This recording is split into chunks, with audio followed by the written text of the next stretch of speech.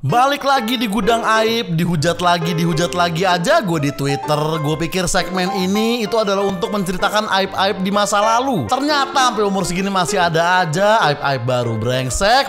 Emang gak jauh-jauh masalah gue tuh gak pernah mukul orang, gue gak pernah nyolong duit, gue gak pernah ngerebut cewek temen gue, gak pernah. Selalu masalah hidup gue tuh gara-gara omongan dari congor gue ini memang. Udah bener gue berhenti main Twitter kemarin, ini baru comeback berapa hari udah ada masalah aja. Tapi yang kali ini tuh beda. Kali ini tuh emang gue dihujat, tapi emang gue ngerasa bersalah gitu. Jadi ini emang gue minta maaf beneran ya. Kita flashback dulu ke 10 bulan yang lalu di restoran Payakumbuh punya Arif Muhammad. Jadi waktu itu Bang Arif launching restoran Payakumbuh, dan dia itu jadiin gue sama Dustin sebagai MC untuk kayak perdebatan antara Arif Muhammad ngelawan Z dari JKT48. Jadi Arif Muhammad tuh tim makan nasi padang pakai tangan, Z itu tim makan nasi padang pakai sendok ya kan. Nah gue sama Dustin nge-MC tuh sambil mereka makan. Nah mungkin karena gue tuh terlalu terbiasa nge-MC-nya di acara stand up yang dimana kita bebas ngomong apa aja, keluarlah celetukan yang sangat-sangat kurang ajar sekali dari gue kepada Z gitu. Z nggak bisa kayak gini. Wow. Makan sambil ada sayur-sayurnya dikit, Pak. Aku kalau makan ciki, itu kan tangannya bekas bumbunya aku cuci. Z ada masalah apa sih di rumah? Mending next kabarin kita Z biar kita yang jilatin tuh. Enggak ya, jangan.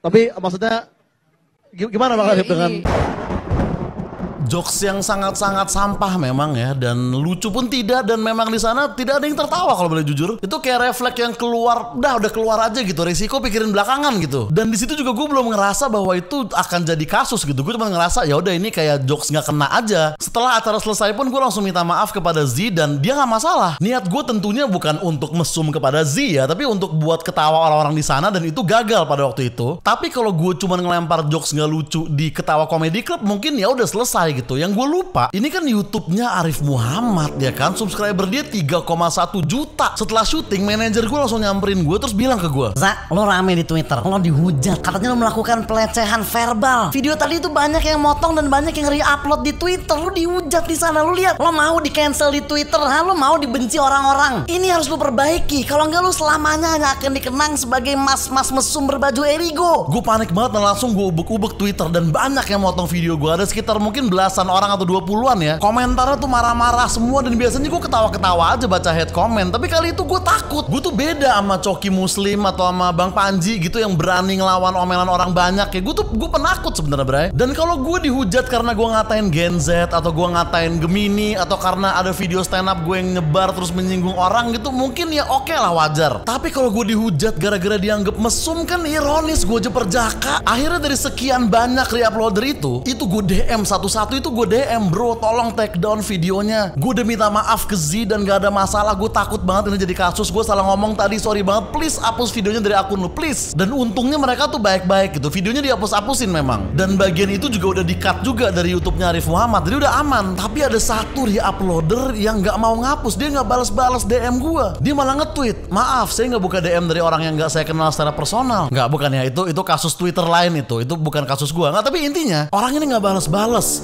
Dan semakin lama dia nggak balas, semakin naik viewernya, semakin banyak hujatan ke gua. Gue panik kan, gue samperin Arif Muhammad, gue bilang, "Bang, lu ini kan senior di dunia perkontenan, gue harus apa bang? Kalau lu jadi gue, lu akan ngapain?" Gini Za, mendingan Sorry kalau suara Arif Muhammad agak Baby Romeo ya, gue nggak bisa impersonate Arif Muhammad soalnya. kalau lu yang DM dia nggak akan balas. Dia mungkin lu terlanjur benci sama lu, tapi mungkin lu coba minta tolong supaya Z yang DM dia, mungkin dia akan luluh. Gue cari Z di sana, tapi dia udah balik ternyata. Dan gue nggak ada pilihan lain, gue DM terus, gue bilang, "Please hapus, please hapus, please hapus." Untungnya re-uploader berbaik hati ini akhirnya bales, dan akhirnya dia ngehapus video itu. Lega lah gue sama manajer gue. Kita pulang dengan tenang dan senang dan perut yang kenyang. Nah tapi 10 bulan kemudian ada orang yang naikin lagi video itu di Twitter.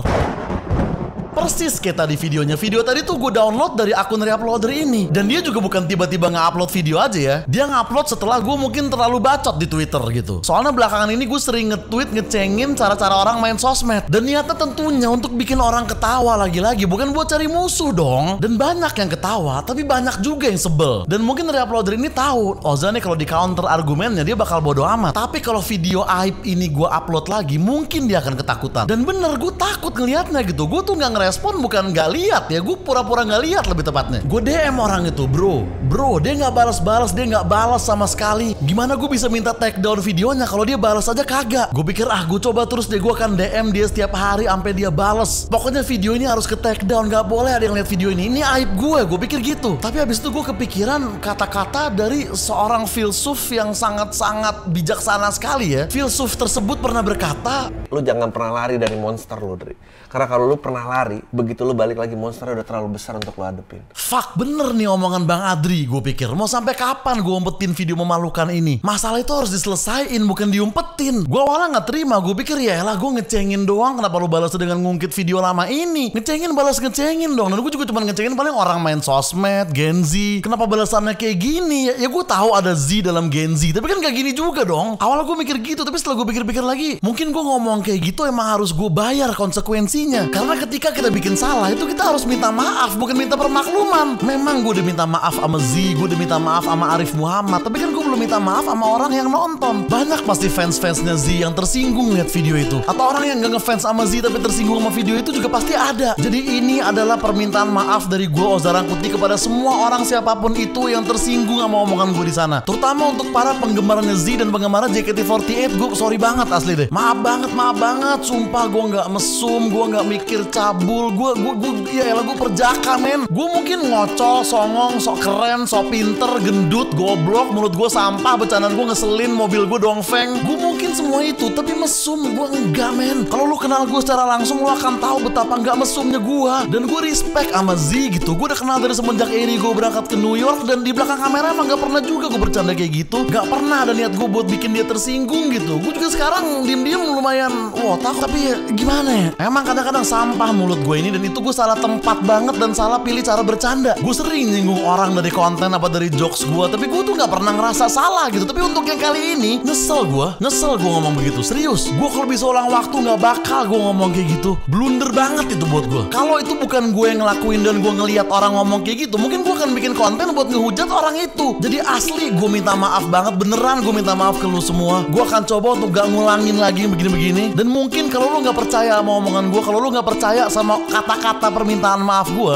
gak apa-apa, itu hak lu. Tapi kalau kata-kata gak cukup untuk membuka pintu maaf lu, semoga sebuah lagu dari JKT48 bisa.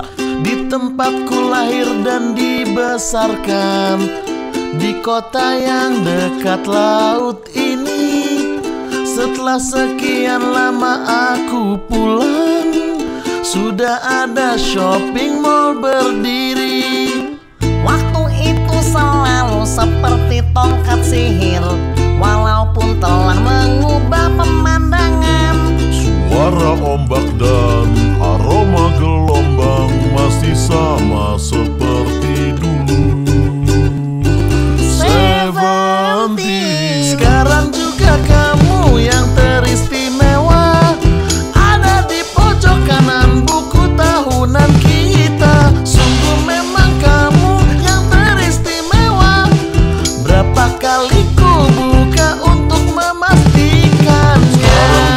Kamu yang teristimewa, berkilau dengan terang di dalam kenangan. Sungguh memang kamu yang teristimewa. Seperti ini selamanya cintaku yang pertama. Sekali lagi gue minta maaf untuk semuanya yang tersinggung ya, terutama untuk fans-fansnya Z nih. Gue ngerti banget kalau kalian tersinggung dan gue sangat-sangat minta maaf sekali. Tapi bener deh, gue gak ada niat jelek apapun dan gak ada niat gimana-gimana gitu. Maksudnya bukan Z kok Oshi gue.